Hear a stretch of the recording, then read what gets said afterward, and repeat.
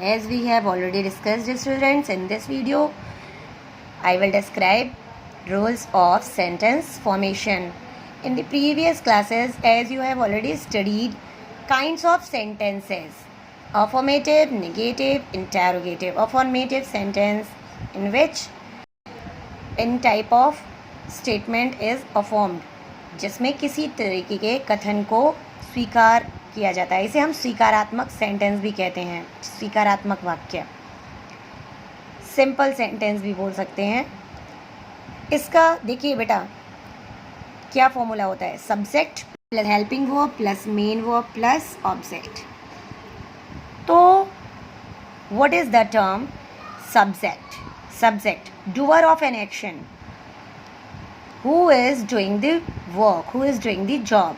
जो भी व्यक्ति काम को कर रहा है उसको हम सब्जेक्ट कहते हैं, या फिर about whom we are talking, about which we are talking, that is subject. जिस भी चीज़ के बारे में हम बात कर रहे हैं, जैसे दिस कार इज वंडरफुल, तो we are talking about the car, तो कार इज आर सब्जेक्ट क्योंकि हम कार के बारे में बात कर रहे हैं। If we are talking that the sun rises in the east, तो we are talking about the sun, that's then sun is our subject. Means हम जिसके बारे में बात कर रहे हैं या फिर जो भी हमारा काम कर रहा है, जैसे राम किल्ड रावण, राम ने रावण को मारा था, तो राम के बारे में हम बात कर रहे हैं, इस वजह से Ram is subject. Helping verb, all the tenses have their separate helping verbs like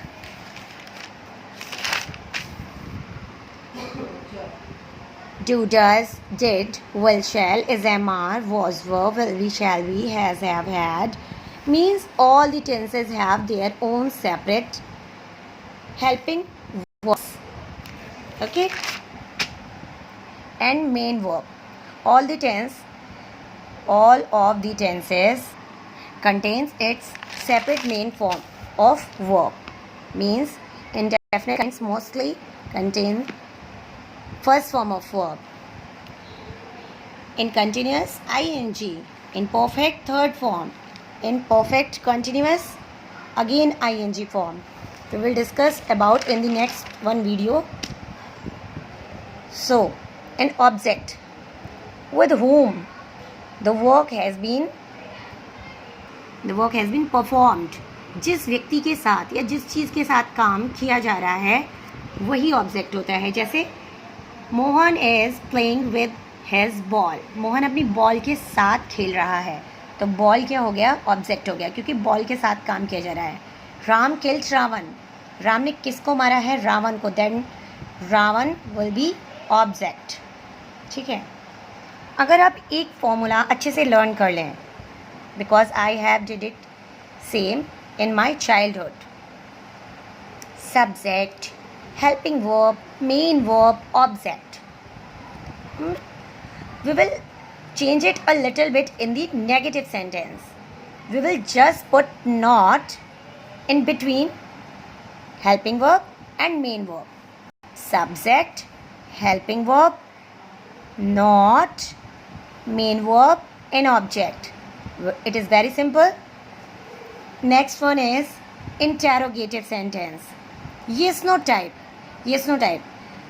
The statements, the sentences which we can answer in the form of yes or no. This sentence called yes, no type sentence. Means ऐसे वाक्य जिन्हें हम yes और no की form में answer कर सकते हैं। जैसे क्या तुम कल वहाँ जाओगे, क्या तुम कल वहाँ जाओगे, हाँ, yes, नहीं, no. मीन्स ऐसे क्वेश्चन जो क्या से स्टार्ट होते हैं, इन इंग्लिश जो हेल्पिंग वर्ब से स्टार्ट होते हैं वही येस नो टाइप होते हैं, and we can answer it in the form of yes no, that's why we call it yes no type interrogative sentences. तो येस नो टाइप में हमें सिंपली क्या करना है, ये जो हेल्पिंग वर्ब थी हमारी, इसको उठाकर हमें बस आगे ले जाना है, बाकी सब वैसे ही रहेगा। देखिए मैच करते हैं, हेल्पिंग वर्ब आगे आ गई, subject, main verb, then object, other words जो होते हैं वो यहाँ पर plus question mark. Okay, next one type WH word और WH family type interrogative sentences.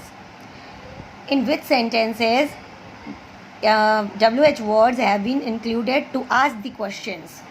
जो सेंटेंस में WH वर्ड्स का यूज़ होता है क्वेश्चन करने के लिए, जिनमें हमें डिटेल में डिस्क्रिप्शन देना पड़ता है, जिनमें हमें रीज़न देने पड़ते हैं, उन्हें हम WH वर्ड या WH फैमिली में रखते हैं। WH वर्ड और WH फैमिली से क्या मतलब है? WH जो वर्ड्स होते हैं बेटा, वेयर, हाउ, व्हेन, इन सभी में क्या होता है? WH, that's why we call it WH word. जो क्वेश्चन वर्ड्स होते हैं उनको हम WH वर्ड या WH फैमिली वर्ड्स भी बोलते हैं। अब आपको देखिए कितना लिटिल बिट चेंज करना है। We just have to put on the first number WH word. जो भी वर्ड, जैसे तुम खाना कैसे बनाती हो, तो कैसे, हाउ को हमें सबसे फर्स्ट नंबर पे रखना पड़ेगा। बाकी सारे रूल वही हैं, helping verb, subject, main verb, object. तो हम ये भी कह सकते थे WH word plus rule number 1 means केवल आपको यहाँ पर WH वर्ड रखना है, बाकी तो ऊपर वाला सेम रूल है ना? बहुत simple. Okay, now next one is interrogative type. Interrogative type जैसे कि इसका नाम है, आपको पता है कि इंटेरोगेशन में तो पता है पूछताछ होती है। अब इंट्रोनेगेटिव जिसमें पूछताछ भी हो और नेगेशन भी हो, मना भी किया जा रहा हो, जैसे कि तुम सुधर क्यों नहीं जाती, क्यों नहीं, ठीक है। WH वर्ड ये तो था ही, प्लस हेल्पिंग वर्ब था ही, सब्जेक्ट था ही। अब आपको पता है नेगेटिव सेंटेंस में आप क्या करते हैं, नॉट को ऑलवेज मेन वर्ब के पहले लगाते हैं। तो बस यहाँ पे भी हमें वही काम करना है, नॉट को हमें मेन वर्ब के पहले लगाना है, plus object plus other words plus question mark. Simple, it is also very simple. तो इंटेरोगेटिव सेंटेंस कौन से होते हैं? In which we found any type of interrogation, yes no type. If there is interrogation is yes no type, then it will consider as yes no type interrogative sentence. If there is any type of interrogation in which they have included any type of WH words, question words, then it will be from the WH family type interrogative sentence. And if there is both interrogative and negative, then it will be interrogative type interrogative sentence. Okay, so our formulas are very simple, and it is very necessary to learn about the helping verb and main verbs. In the next one part I will tell you about the specific helping verbs and main verbs of the all tenses, so don't miss to watch it.